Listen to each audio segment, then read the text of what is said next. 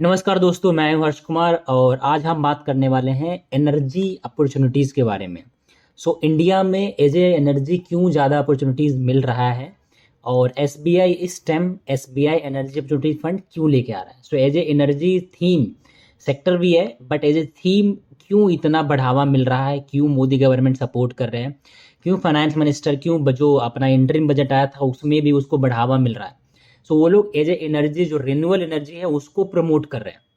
उसको थोड़ा सा हम डिटेल में जानते हैं क्यों एनर्जी हमारे लाइफ के लिए इम्पोर्टेंट है। जो एनर्जी हमारे जीवन का एक बहुत इम्पोर्टेंट हिस्सा है। बिना एनर्जी के कोई भी वर्क पॉसिबल नहीं है। हर दिन हमें एनर्जी का यूज करते हैं, चाहे वो घर में लाइट यूज करने के लिए हो या फिर गाड़ी चलाने के लिए या फिर इलेक्ट्रॉनिक डिवाइस चलाने के लिए। एनर्जी हमारे लाइफ को चलाने के लिए मेन सोर्सेस प्रोवाइड करता है। मोबाइल चार्ज करना है तो भी इलेक्ट्रिसिटी चाहिए, व्हीकल चलाना है पेट्रोल चाहिए। एनर्जी दो तरह का होता है, रिन्यूएबल एंड नॉन रिन्यूएबल। उसके डिटेल में हम बाद में बात करेंगे। आप कुछ भी चलाना हो, बिजली चाहिए तो भी वहाँ पे चाहिए। मोबाइल भी उसे चलता है, लैपटॉप, कंप्यूटर, घर का सामान, बाकी जो आपका ट्रांसपोर्ट यूज करते हैं, गाड़ी यूज करते हैं, वो भी चलता है एनर्जी पे। एनर्जी के बिना लाइफ की इमेजिनेशन बहुत मुश्किल हो जाता है। हर काम में एनर्जी का यूज होता है, चाहे वो बड़ी से बड़ी मशीन चलाने हो या बड़ी से बड़ी गाड़ी चलाना हो या फिर आपका नॉर्मल लाइफ। जो पहले बिहार में क्या था, बिहार ये जितने भी छोटे स्टेट थे, जो मतलब लो स्टेट थे, उसमें क्या था, बिजली नहीं थी। बिजली के बिना गांव में कितना मुश्किल जीना होता था हमें बहुत अच्छा पता है। मैं भी गांव से हूँ, तो ये परेशानी होता है बिना एनर्जी का। इस टॉपिक पर डिस्कशन करते हुए हम देखते कि एनर्जी हमारे जीवन में एक इम्पोर्टेंट पार्ट बन चुका है और इसके अलग अलग यूजेस हमारे लाइफ में कैसे यूजफुल है।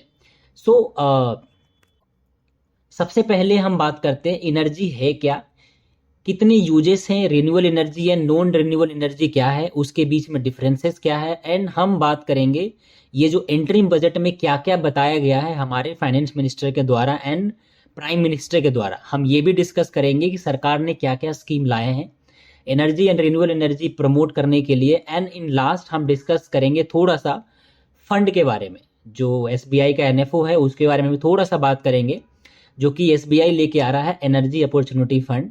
उसके बारे में हम ऑलरेडी एक वीडियो बना चुके हैं, 2-3 दिन पहले मैंने अपलोड किया है, बट वो डिटेल में नहीं है। वहाँ पे मैंने फंड के बारे में ज़्यादा बात किया है, एज ए एनर्जी सेक्टर के बारे में नहीं किया है।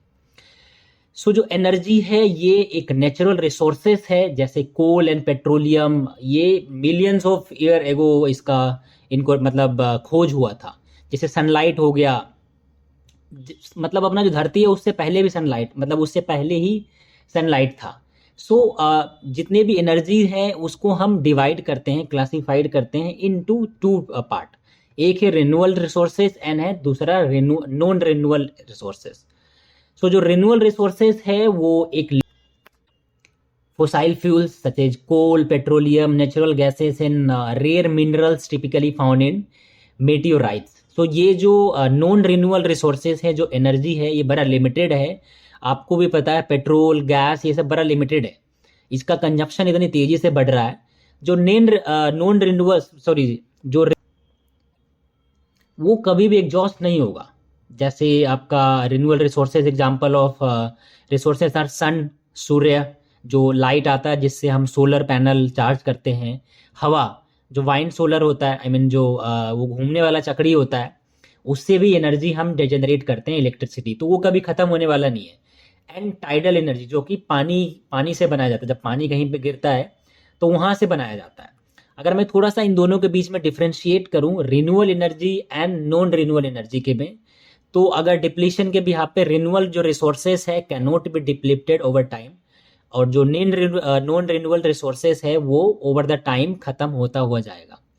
सोर्सेस की बात करें तो जो रिन्यूएबल रिसोर्सेस है include sunlight, water, wind and also geothermal sources such as hot springs and fumaroles.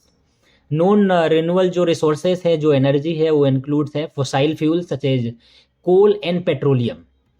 अब इन्वायरमेंट के लिए कौन अच्छा है कौन बुरा है, ऑफकोर्स आपको भी पता है। जो रिन्यूएबल एनर्जी है वो इन्वायरमेंट के लिए अच्छा है, जो कि कम कार्बन इमिशन करता है and low carbon footprint. But जो नॉन रिन्यूएबल एनर्जी है वो बहुत ज़्यादा कार्बन फुटप्रिंट है एंड कार्बन इमिशन है।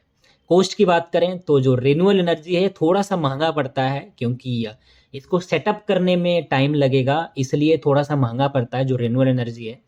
नॉन रिन्यूएबल एनर्जी क्या है, वो एक्सपोर्ट्स कर लेते हैं, इंपोर्ट कर लेते हैं, उसमें अपफ्रंट कॉस्ट बहुत कम है क्योंकि ऑलरेडी सब कुछ सेट है। इंफ्रास्ट्रक्चर रिक्वायरमेंट्स की बात करें तो जो नॉन रिन्यूएबल एनर्जी है वो कॉस्ट इफेक्टिव है एंड एक्सेसिबल है। Infrastructure is available for non renewable energy across most countries. Saudi सबसे मेन बड़ा कंपनी है जो सऊदी अरामको है, वो एक्सपोर्ट्स करता है इंफ्रास्ट्रक्चर। और अगर मैं एरिया रिक्वायरमेंट्स की बात करूं तो ऑफकोर्स जो रिन्यूएबल एनर्जी है, जो वाइंड है, सन है, आपका पानी वाला बिजली है, वो रिक्वायरमेंट ज़्यादा है कंपेरेटिवली, इनका जो नॉन रिन्यूएबल है वो लो है। अब हम थोड़ा सा बात करेंगे कि बजट में क्या क्या इन्होंने बोला है रिगार्डिंग सोलर एनर्जी, आपका वाइन एनर्जी, इसके बारे में बजट में बोला गया था। सो ये थोड़ा सा है, इन्होंने प्रधानमंत्री ने सूर्योदय योजना लाया है जिसमें ये लोग छत पे, जितने भी हाउस होल्ड होगा गांव में, उसके छत पे ये लोग सोलर इंस्टॉल करेंगे, सोलर सिस्टम, और ये करीब 1 करोड़ हाउस में करेंगे, ऐसा इन्होंने ट्विटर पे बोला था। सीतारमन जो कि हमारे फाइनेंस मिनिस्टर है, उन्होंने अपने बजट स्पीच में ये बोला कि जो रूफटॉप सोलरिफिकेशन होगा करीब 1 करोड़ घर में लगाया जाएगा और will be enable to obtain up to 300 units of free electricity each month. और ये जो स्कीम होगा ये प्राइम मिनिस्टर द्वारा मतलब मैनेज किया जाएगा। और इन्होंने ये भी बोला है कि talking about the benefits, inform the house that there will be savings up to 15,000 to 18,000 annually for household from free solar electricity and selling the surplus to distribution companies. जो वो सोलर उस पर छत पे जो लगाएंगे उससे ये एनुअली 15 से 18,000 तक सेव कर सकते हैं। बाय जो होगा उनका एक्स्ट्रा यूनिट्स वो सेल करेंगे जितने भी डिस्ट्रीब्यूशन कंपनीज हो गए। और ये करीब the scheme will also add charging of electric vehicle, entrepreneurship opportunities for a large number of vendor for supply and installation and employment opportunity for the youth with technical skills in manufacturing and installation and maintenance।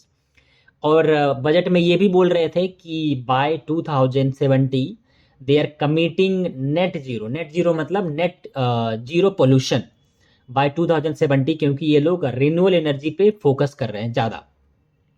और ये जो gap है ये लोग wind energy potential use करेंगे to capacity of 1 gigabyte. See set according to central electricity authority data, India has a solar energy install generation capacity of over 73 gigawatt. Similarly, the data showed that wine energy capacity in the country stood around 45 gigawatt, while large hydro over 25 megawatt capacity each is 47 gigawatt।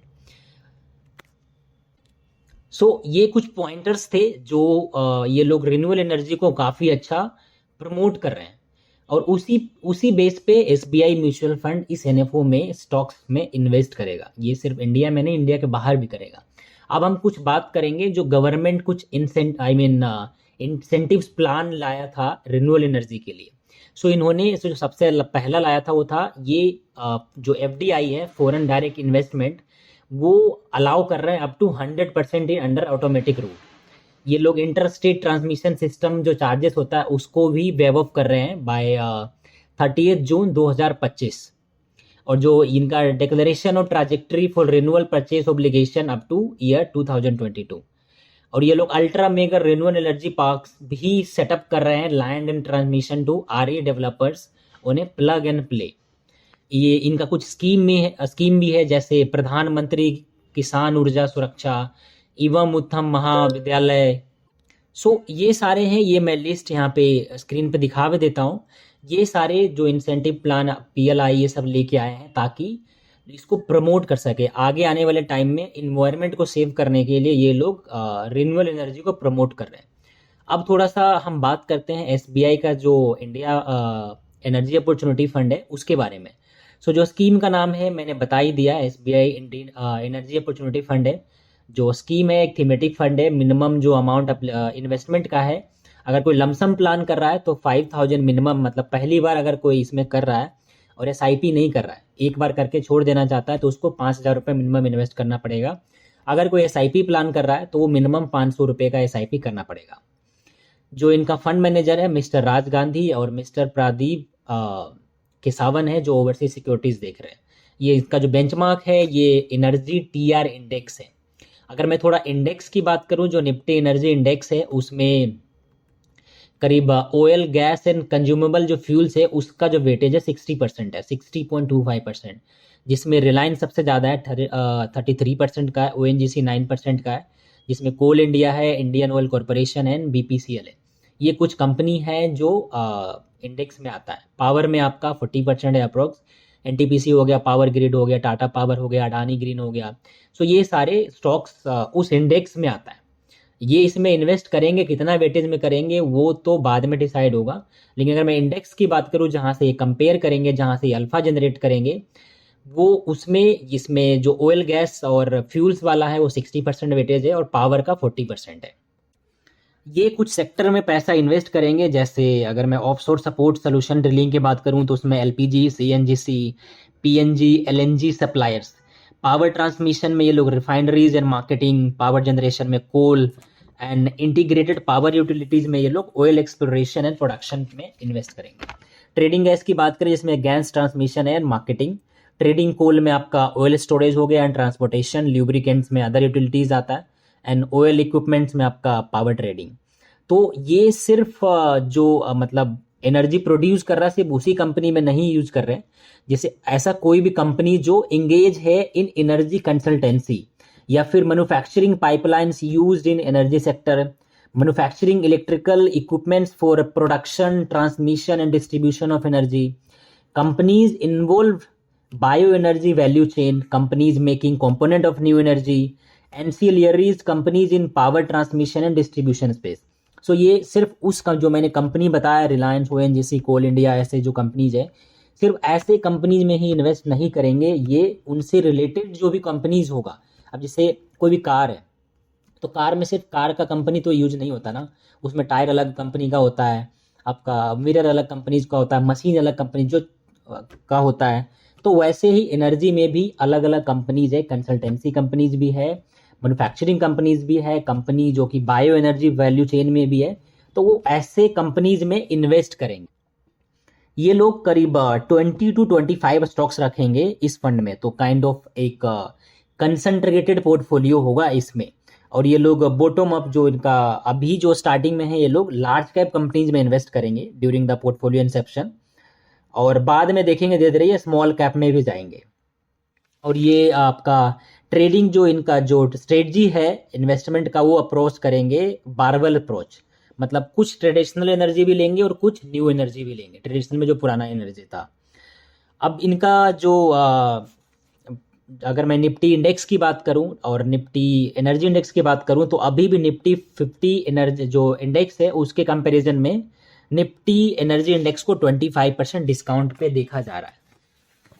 फिर अगर ये question आता है कि ये जो fund है, क्योंकि म्यूचुअल फंड और भी तो हैं मार्केट में जो सेम स्ट्रेटजी फॉलो कर रहा है, तो इनका कहना ये है कि ये जो बाकी का फंड है वो लोग स्पेसिफिकली एनर्जी के नाम पे sectors like cements, mining and steel, और फंड स्टैंड एट मतलब प्योर जो है वो एनर्जी थीम पे प्ले करता है, जो उसमें सीमेंट्स ये सब मतलब सब उसमें यूज करते हैं। जैसे अब कोई भी एनर्जी सेक्टर लगाना कंस्ट्रक्शन के लिए सीमेंट तो लगेगा, लेकिन एसबीआई म्यूचुअल फंड बोल रहा है कि हम एज ए इंडस्ट्री मतलब एज ए फंड हाउस हम सिर्फ उसमें इन्वेस्ट नहीं करेंगे, हम प्योर एनर्जी थीम जो होगा, जो एनर्जी से रिलेटेड कंपनीज होगा, हम सिर्फ उसमें इन्वेस्ट करेंगे।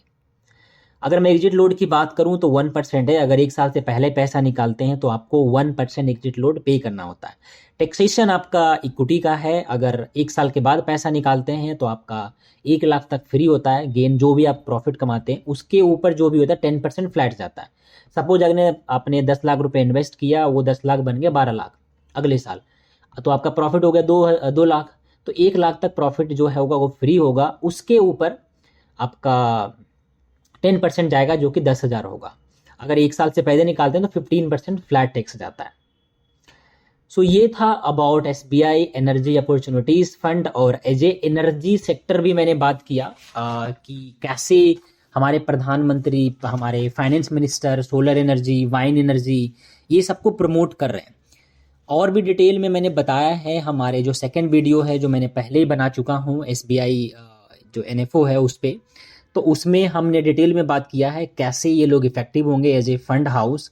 सो आप वो भी वीडियो देख सकते हैं, मैं इसके लिंक में डाल दूंगा।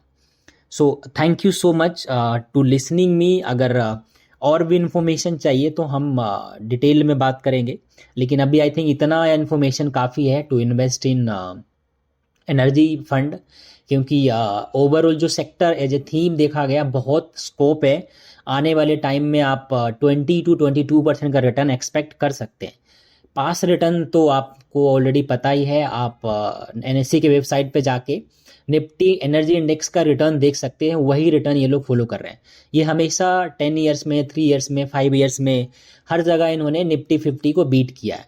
अब बीट करना भी चाहिए क्योंकि निफ्टी 50 में टॉप 50 कंपनीज है जो कि ओवरऑल डाइवर्सिफाइड पोर्टफोलियो है। लेकिन जो निफ्टी एनर्जी इंडेक्स जो है आपका, उसमें सिर्फ जो एनर्जी से रिलेटेड है आपका क्रूड ऑयल ये सबसे पावर से, वो सिर्फ कंपनीज है, तो वो बीट करेगा क्योंकि वो थीम है, एक पार्टिकुलर सेक्टर है जहाँ पे इन्वेस्ट कर रहा है। तो आप इसमें इन्वेस्टमेंट कर सकते हैं। मैं डिस्क्रिप्शन में माई कैम्प्स का एप्लीकेशन और एसबीआई का जो वेबसाइट है वहाँ का लिंक डाल दूंगा, आप वहाँ से जाके इसमें इन्वेस्ट कर सकते हैं। पहले बार कर रहे हैं तो केवाईसी भी लगेगा। केवाईसी में आपका एक फॉर्म होता है, नॉर्मली ऑनलाइन आधार केवाईसी भी होता है बाय ओटीपी। आपका जो मोबाइल नंबर है केवाईसी में रजिस्टर्ड रहना चाहिए और आपका जो आधार है उसमें भी रजिस्टर्ड होना चाहिए, ताकि जब ओटीपी जाए तो उसका केवाईसी आपका वेरीफाइड हो जाए। केवाईसी भी हो जाएगा। और ये जो ओपन हुआ है 6 जो कि आज है, आज ओपन हो चुका है और ये बंद होगा 20 तारीख को। इस पीरियड में जो भी इन्वेस्ट करेगा उसको 10 रुपये के प्राइस पे मिलेगा, जो कि न्यू फंड ऑफर होता है। ये रूल है, rule in the sense starting से चला आया, हमेशा जो न्यू फंड ऑफर होता है वो 10 रुपये पे ही मिलता है। उसके बाद जो भी मार्केट में उसका रेट चल रहा होता है उस रेट पे मिलता है। सो ये था about fund and sector. Video अच्छा लगा तो लाइक करना ना भूलें, चैनल को सब्सक्राइब करना ना भूलें, क्योंकि मैं डेली मार्केट अपडेट्स भी डालता हूँ, स्टॉक्स के बारे में भी डालता हूँ, म्यूचुअल फंड के बारे में भी डालता हूँ, ओवरव्यूज मैं उस पर अपना रिव्यूज़ डालता हूँ। मैं रिकमेंडेड नहीं करता हूँ। मैंने बहुत सारे सर्टिफिकेशन ले रखा है इन फाइनेंस, बट मैं एज ए प्रैक्टिशनर नहीं हूँ। सो thank you so much for listening me and thank you. मिलते हैं अगले वीडियोज़ में, तब तक के लिए बाय।